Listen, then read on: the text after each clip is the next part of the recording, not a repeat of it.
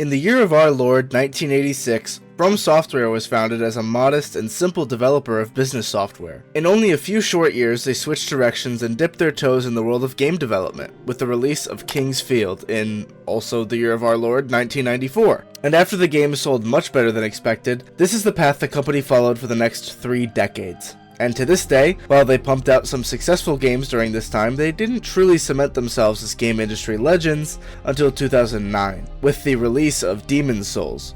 Demon's Souls is a game in which you take on the role of, nobody, really, who sets off to save the demon-overrun kingdom of Boletaria and send the old King Allant back to his slumber, who is essentially Satan himself. To be honest, this game probably has the most basic story of any of the most popular FromSoft titles, yet it still follows a certain formula that every Soulsborne title seems to have. A nameless protagonist starting from the bottom with an infinitely difficult quest ahead of them, in which they will start by being demolished by even the most simple and weak of foes, and end powerful enough to topple gods. And of course, the game world is filled to the brim with incredibly well-designed and intimidating enemies, and a hub world with a much more relaxed environment and calming presence of a firekeeper.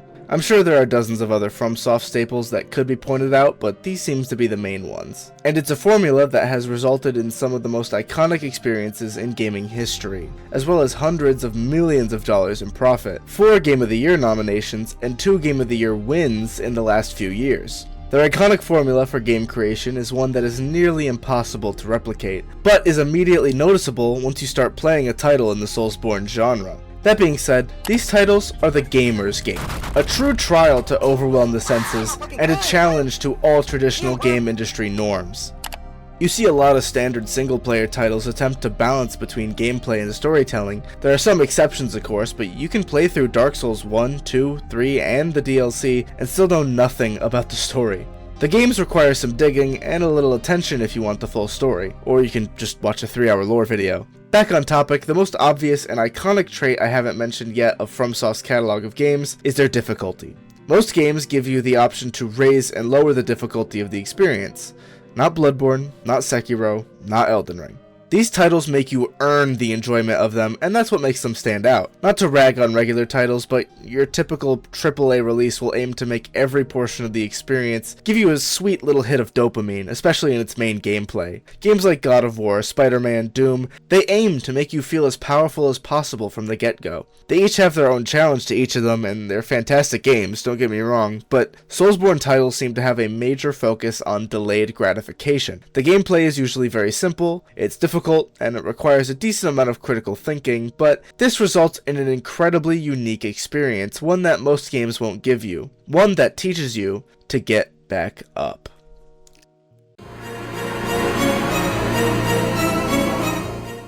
The first thing you're probably going to jump to when you hear Soulsborne is the boss fights. And now I know someone is going to comment, actually I think of my favorite spell, Unendurable Frenzy or whatever.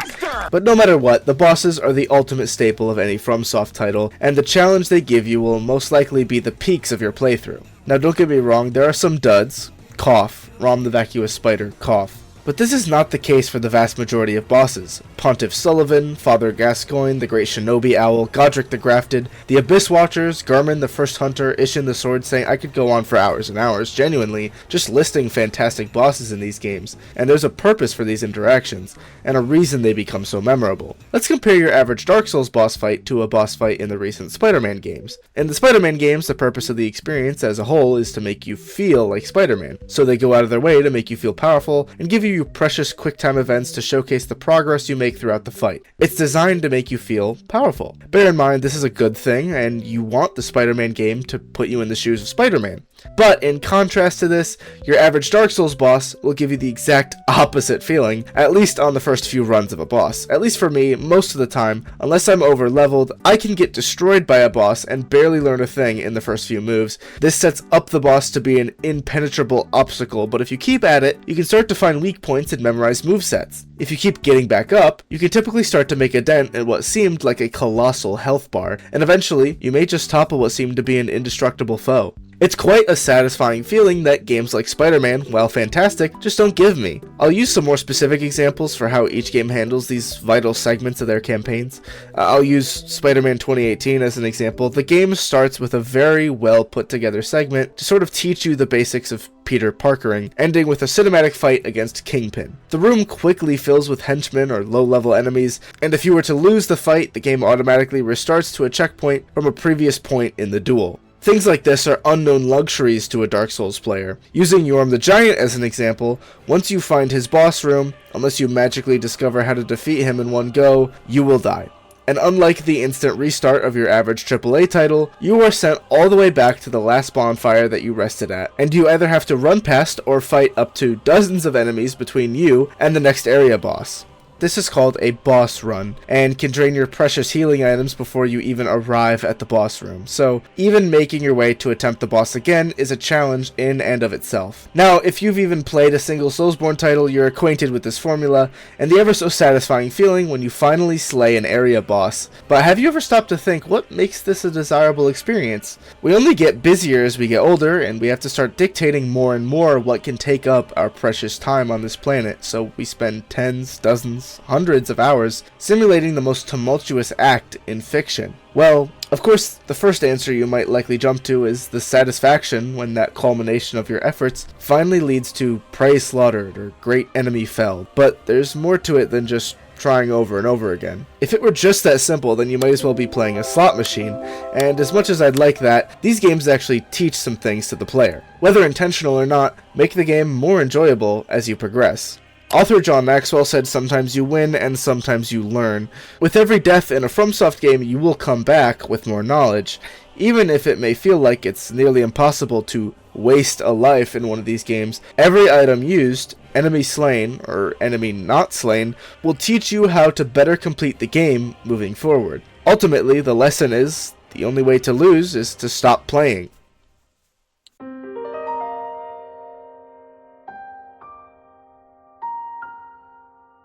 Whether it's the simple, generally straightforward layout of Dark Souls 3, the labyrinth of winding paths of Bloodborne, or the overwhelmingly colossal land of Elden Ring, the care put behind the maps of these games is astounding. Sometimes it's as simple as a staircase, or as complex and organic as ancient woods. It can be so easy to get lost in one of these locations if you aren't paying close attention. I mean, just look at the Forbidden Woods in Bloodborne. Not only are the enemies a major step up in difficulty from previous areas, but the woods are a total maze of dead ends, pitfalls, and overlapping paths. I'm sure that FromSoft veterans are laughing at me as I speak, but at least this is how the Forbidden Woods felt to me as I first attempted to navigate them.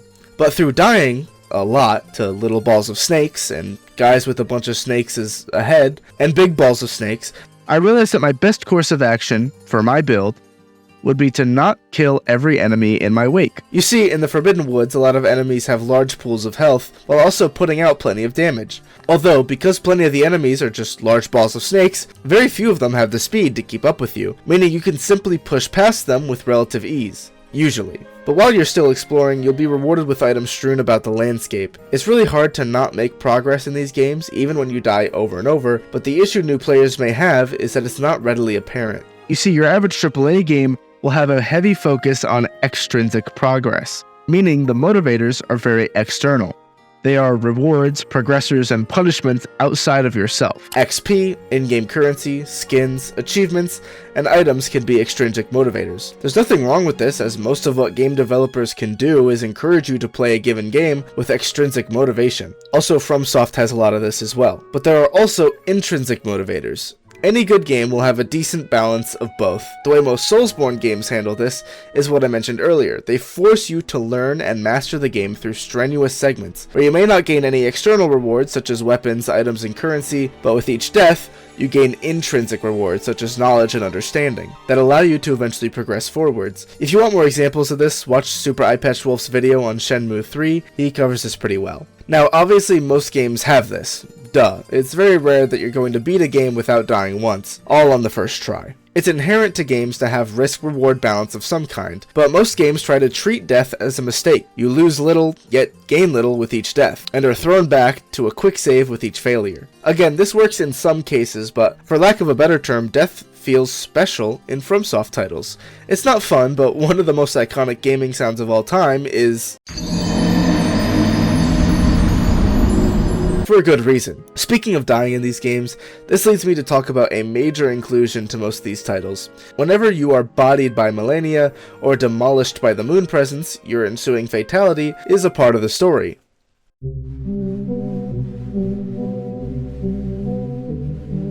So, what is canon death? Well, like I mentioned before, player death is not given much weight in most story games, since the momentum of the story can't be stopped by my lack of talent. I'm gonna poke some more holes in Spider-Man real quick. When fighting a boss in Spider-Man, if you die, well, it wouldn't make sense if the Amazing Spider-Man died, right? So you're dropped right back into the boss arena as if nothing happened. Now, looking back at any Soulsborne title, player death is written into the canon.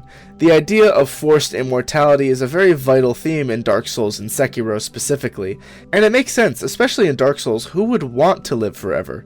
In Dark Souls 3, there are less NPCs throughout the game, most likely because most characters have either found their way to death or have hollowed. Hollowing is a process in which, essentially, someone who cannot die just allows themselves to go mad so they do not have to mentally experience life anymore. This is the closest someone with the undead curse can get to death in Dark Souls. In Sekiro, immortality isn't treated as much as a curse as it is in Dark Souls, but much more so a tool of corruption. Anyone can obtain immortality through, essentially, a blood transfusion from the character Kuro, the lord you are tasked with defending in the game, since he has what is called dragon's blood pumping through his veins. Sounds cool, right?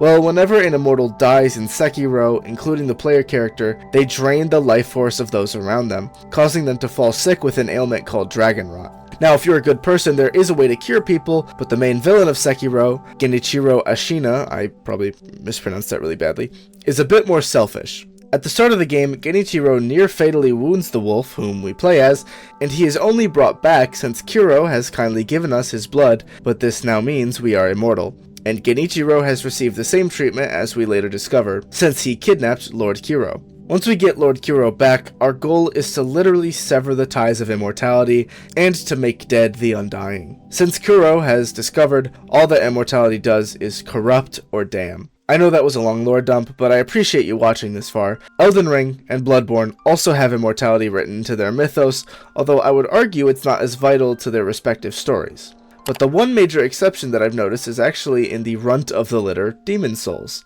If you die in Demon Souls, you are actually dead, but you respawn in soul form. Essentially, you are a ghost.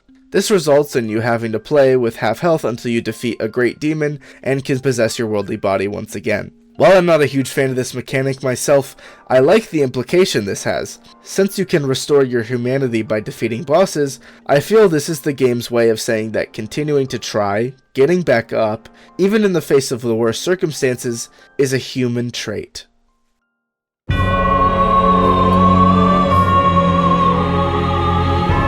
These games are counterintuitive, if you think about it. They punish the player constantly with little reward, the progress is not very apparent, the maps can feel like a total maze, there's very little indicator as to what you do or where you go, yet I would argue these are some of the best games ever designed. Every challenging aspect of these titles is an absolute joy to overcome, and as we've seen with Elden Ring, they have not fallen into the microtransaction or live service hell that several other studios have. They simply continue to make high quality, memorable experiences. One thing I wanted to show more love in this video is the art design of these games. Everything from the boss designs to the landscape have clearly had every detail masterfully crafted through the amazing concept art. The visuals completely amplify what is already a rock-solid composition of a game.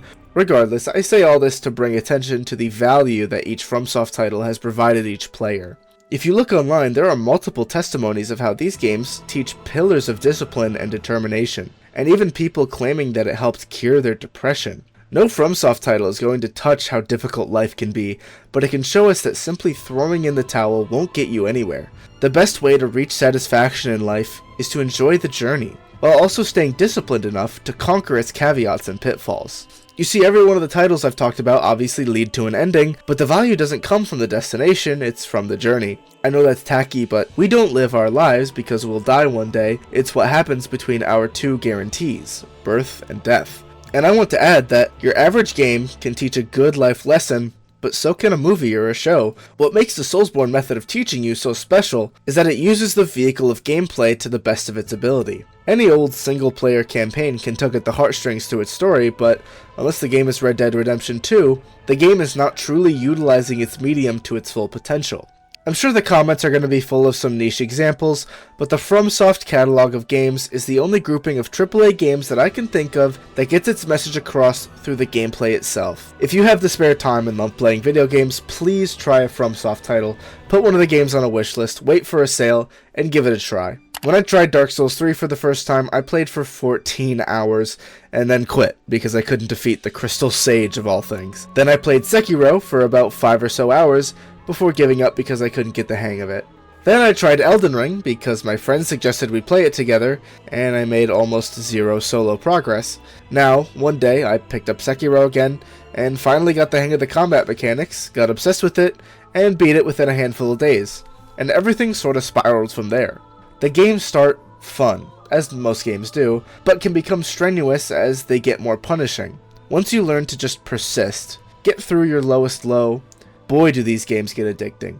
Lastly, I want to say thank you, FromSoft. Whether you meant it or not, you made some highly motivational games that mean the world to the community as a whole. Thank you for teaching people to learn from their mistakes, to celebrate and enjoy the victories, the value of planning and thinking ahead, and most of all, how to get back up. Thank you so much for watching. I really appreciate you watching to the end. Also, thank you to UnchangingJimmy and IntrepidandBold for being my channel members. And if you haven't yet, please consider joining the Discord. Yeah, that's basically it. Also, I'm not Schlatt. I see one more comment that says I am blonde Schlatt. I'm gonna kill you.